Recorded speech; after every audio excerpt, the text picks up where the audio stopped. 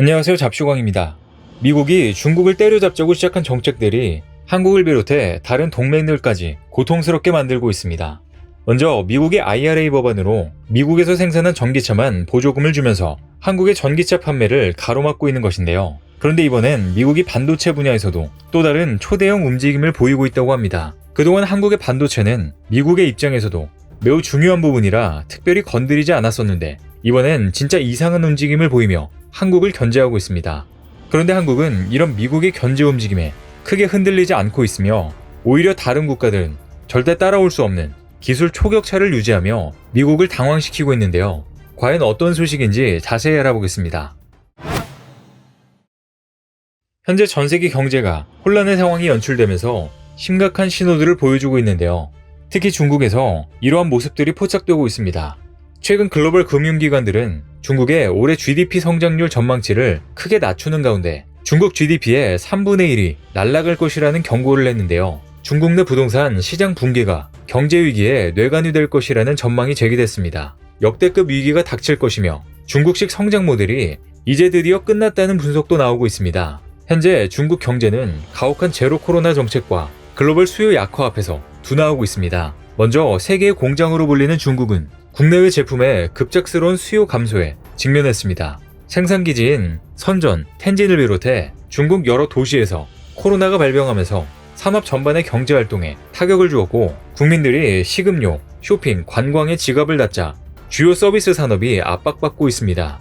그래서 중국은 지난 8월 시장을 활성화하기 위한 약 200조 원 규모의 계획을 발표하며 대응에 나섰지만 역부족입니다. 게다가 더욱 심각한 건 중국의 부동산 시장이 큰 위기에 빠졌으며 중국 GDP의 3분의 1이 날아가게 생겼다고 하는데요.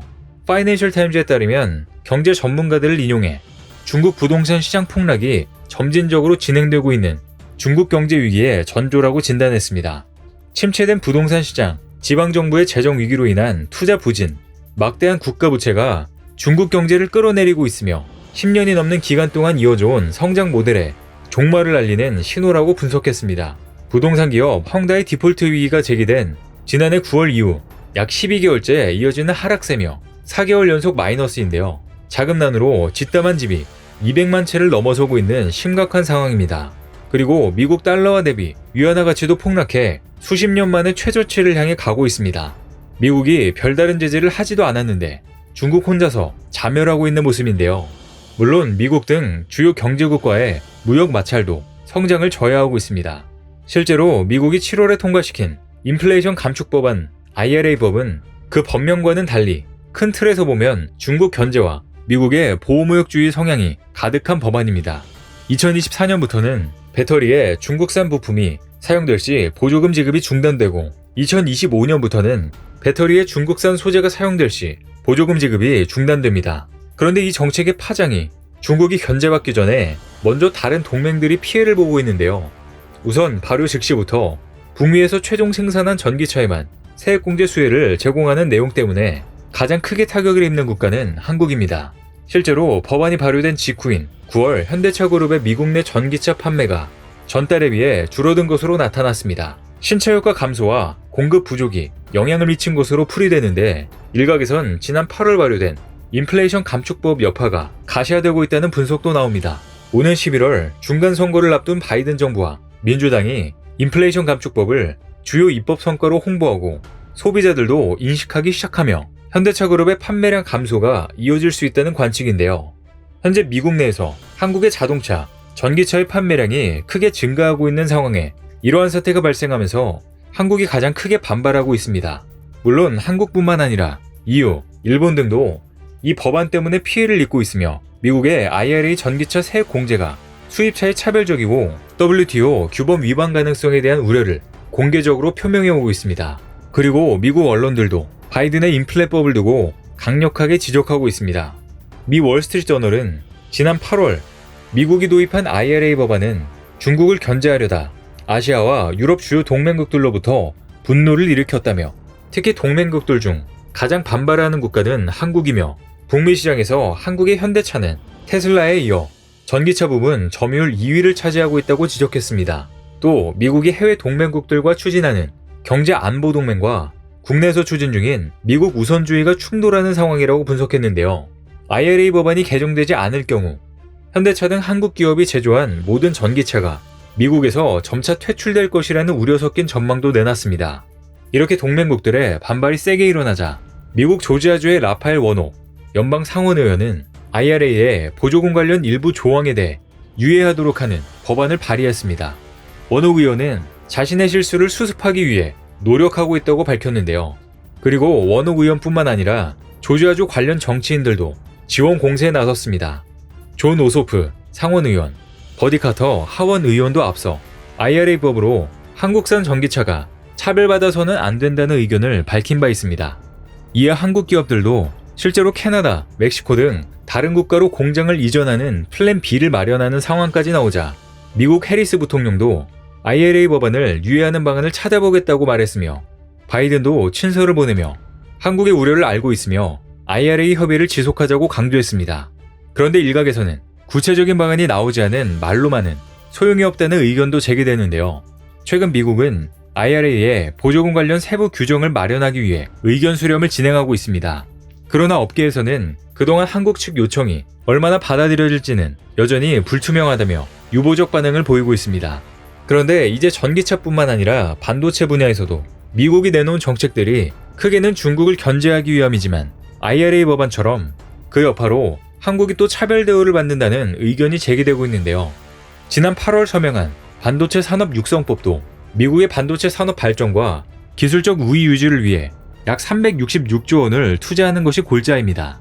미국의 반도체 공장을 짓는 기업에는 25%의 세액 공제를 적용한다는 내용인데요. 바이든은 30년 전에는 미국에서 전체 반도체 30%가 만들어졌지만 현재는 10%도 되지 않는다고 지적하며 미국은 한때 세계 1위의 연구개발 투자국이었지만 현재는 9위에 불과하다며 다시 한번 산업 육성 의지를 거듭 확인했습니다. 이 법안이 정식 발효되면서 미국의 인텔을 비롯해 대만의 TSMC, 텍사스의 공장을 증설키로 한 삼성전자 등이 가장 큰 수혜 기업이 될 것이란 전망이 나왔습니다. 삼성전자도 향후 미국에 20년간 약 250조 원가량의 대규모 투자를 한다는 보도가 나오기도 했었는데요. 삼성도 미국에 공장을 짓게 되면 25%의 세액 공제를 받을 수 있습니다. 그런데 최근 미국에서 IRA 법안처럼 미국의 편파적인 방식의 내용들이 언급되면서 논란이 되고 있습니다. 최근 뉴욕타임즈에 따르면 미국 반도체 기업 마이크론은 뉴욕주 북부 클레이 지역에 20년에 걸쳐 반도체 제조 공장을 짓기로 결정했습니다. 투자 규모는 약 141조 원으로 한국의 절반을 조금 넘는 정도입니다. 그런데 마이크론의 신규 공장에는 다른 국가들에게 제공하는 25%의 세액 공제가 아닌 미국 정부가 투자금 절반 이상인 약 70조 원을 지원한다고 밝혀 논란이 된 것인데요. 바이든은 이날 성명을 내고 마이크론의 투자 결정은 미국의 또 다른 승리라며 앞으로는 미국 반도체 산업이 부활할 것이며 상황이 뒤바뀔 것이라고 강조했습니다. 하지만 바이든이 이렇게 노골적인 태도로 미국의 반도체 부활을 꿈꾸고 있지만 한국은 크게 영향받지 않을 것이라는 전망이 나오며 다른 반도체 기업들과 기술적인 초격차를 벌이고 있는데요. 반도체 분야에서 미국의 차별적인 정책이 잇따르자 삼성도 20년간 250조 원 투자가 최대치의 가능성을 시뮬레이션 해본 것일 뿐 실제로 미국의 구체적인 투자 계획은 아직 없다라고 밝히면서 앞으로 상황을 지켜보겠다는 입장을 나타냈습니다. 생각지도 못한 삼성의 대응에 바이든은 크게 당황했을 것 같은데요. 게다가 최근 삼성전자는 이런 상황에 아랑곳하지 않고 앞으로 5년 내 1.4나노미터 양산을 공언하면서 전세계 반도체 시장에 큰 충격을 줬습니다. 현재 글로벌 파운드리 시장 1위인 대만 TSMC보다 1년 이상 앞서가겠다는 목표인데요. 실제로 올 2분기 삼성전자 파운드리 사업부의 매출은 역대 최대치를 기록하며 TSMC와의 격차를 높이면서 2019년에 공언했던 2030년 시스템 반도체 1위 목표가 현실화되고 있습니다. 삼성전자 관계자는 최근 3나노에 GAA를 선제적으로 도입해 기술을 검증하고 이를 통해 2나노와 1.4나노의 안정적인 생산 인프라를 선제적으로 구축해 공급 안정화를 추진하며 급증하는 3나노 이하 시장을 선점해 나가겠다고 밝혔습니다. 또 현재 세계 1위를 달리고 있는 메모리 반도체 분야에서도 세계 최초로 5세대 10나노미터급 D램을 내년부터 양산한다고 밝히면서 올해 안에 8세대 V낸드, 2024년 9세대 V낸드 양산, 2030년 첨단 V낸드 개발 등을 골자로 하는 제품 로드맵을 공개하며 차별화된 솔루션과 시장 창출을 통한 초격차 메모리 기술 리더십 유지를 선언했습니다. 이와 같이 삼성은 메모리, 비메모리 반도체 분야 모두 세계 최고의 기술력을 선보이며 시장을 압도하고 있습니다. 미국이 아무리 자국 기업에 편파적인 정책을 실시하며 본인들의 반도체 산업 능력을 끌어올리려고 하고 있지만 삼성의 초격차 반도체 기술력에 압도당해 어떻게 한국을 따라가냐며 망연자실한 모습을 보이고 있습니다. 오늘 준비한 소식은 여기까지입니다. 댓글을 통한 여러분들의 많은 의견 기다리겠습니다. 시청해주셔서 감사합니다.